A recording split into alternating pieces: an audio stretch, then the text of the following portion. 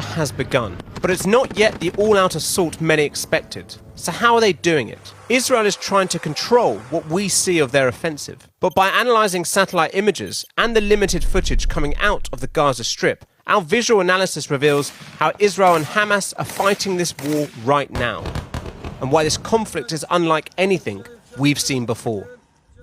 אנחנו יוצאים למתקפה על החמאס וארגוני הטרור ברצועת עזה. מטרתנו היא אחת. Israel's PR war machine is in overdrive. The ground invasion will be televised by the IDF. Perhaps tempered by the US warning them against a full-blown charge into Gaza. This second stage so far appears to be an incremental advance into the northern half of the Strip. But what we know is limited, because Israel has been careful with the information it releases. Israel is operating in a space of strategic ambiguity, which is exactly what they want to do to kind of keep Hamas on their back foot. Not knowing what to expect is something that makes Hamas very unsure of how they can enter the battle, but also how they can enter into political dialogue. Following the Hamas attack of October 7th, Israel's war cabinet vowed to destroy Hamas. On October 13th, they told civilians in Gaza to evacuate from the top of the Erez crossing down to Wadi Gaza. Israeli tanks began to amass just north of the Gaza Strip in fields here, with others seen down near to Kibbutz Be'eri, the scene of one of Hamas's massacres.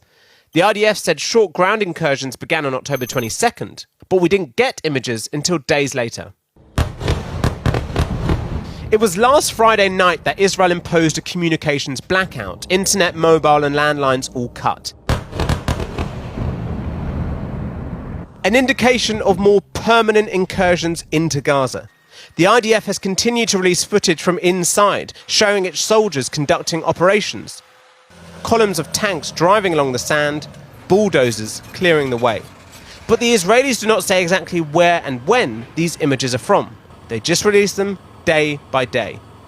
But judging by where the tanks were before the incursions, and from satellite images, we know Israeli tanks entered Gaza from these three locations. And videos from social media show us where they were this week.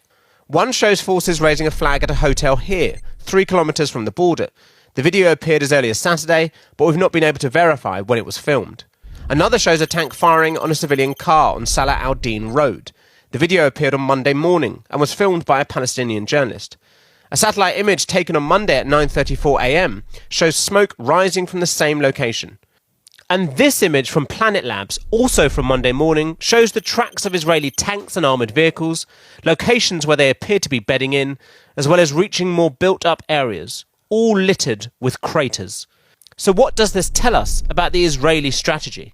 I think what we see now seems to be some sort of pincher movement, an encirclement. And I think if these two thrusts meet somewhere along the coast, you have a full encirclement of Gaza City. That will then provide the IDF with an forward operating base from which they can launch attacks into Gaza City. And that's kind of what the IDF is preparing, what Israel is preparing the world for, is a long game of month and month, potentially they said even years, of kind of smoking Hamas out and laying siege on Gaza City, but with it also laying siege to those remaining civilians who are still there.